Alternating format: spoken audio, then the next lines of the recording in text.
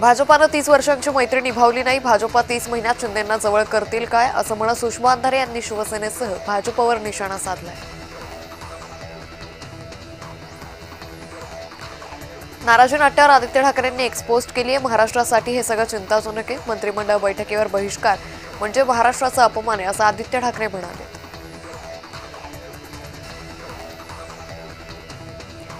रवींद्र चव्हाणांमुळे सरकार अडचणीत येण्याची शक्यता आहे. कल्याण डोंबिवलीत भाजपकडून शिवसेनेला खिंडार पडले. शिवसेनेनं रवींद्र चव्हाणांवर उघड नाराजी व्यक्त केली.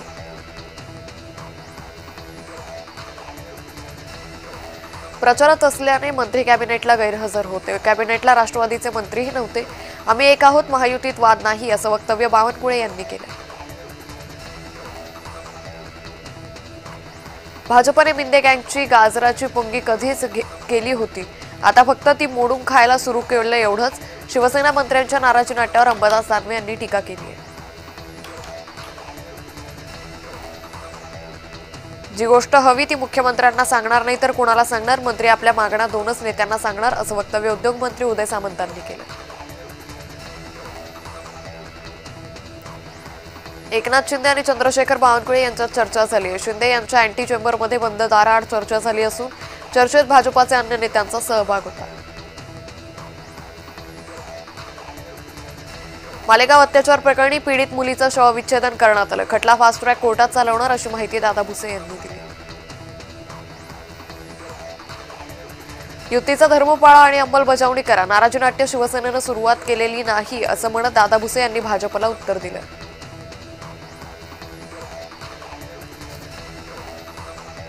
राज्यात महायुती एकत्र नाही याला भाजप जबाबदार आहे असं म्हणत माजी आमदार शहाजीबापू पाटलांनी भाजपवर खापर फोडले.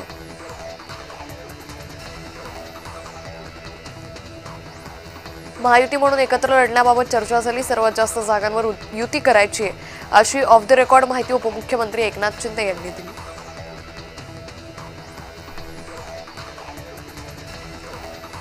छत्रपती संभाजीनगरात ठाकरे गटाला गळती लागली आहे. ज्यांना जायचं होतं ते स्वार्थासाठी पक्ष सोडून गेले. भाजप आणि शिंदेंनी फक्त पक्ष फोडायचं काम केलं असं म्हणत ठाकरे गटाचे नेते चंद्रकांत खैरे यांनी टीका केली.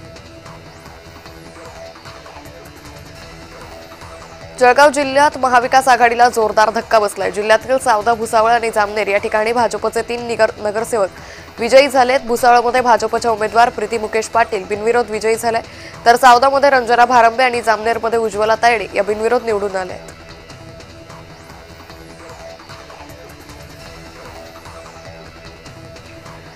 बिबट्याच्या नियंत्रणाची वनजीव मंत्रालयाकडून परवानगी नाही. इंजेक्शन दिली जातील किंवा अन्य उपाययोजना केल्या जातील. बिबट्याची संख्या कमी करण्यासाठी पूर्व यंत्रणा तयार आहे अशी माहिती वनमंत्री गणेश नाईकांनी दिली.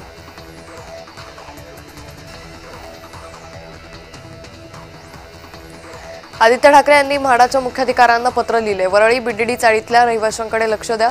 पुनर्विकास प्रकल्पातील रहिवाशांच्या समस्यांकडे लक्ष द्या असं पत्रात लिहिले.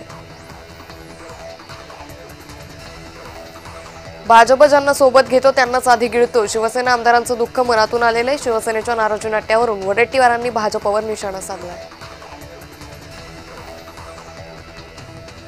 धुळे जिल्ह्यातील दोंडाईचा नगर परिषद नगराध्यक्षपदी नयन कुवर रावल यांची निवड करण्यात आली. मंत्री जयकुमार रावल यांच्या मातोश्री नयन कुवर रावल या बिनविरोध निवडून आल्या आहेत. नगराध्यक्षांसह 7 नगरसेवक बिनविरोध निवडून आल्यानंतर दोंडाईमध्ये जल्लोष साजरा करण्यात आला.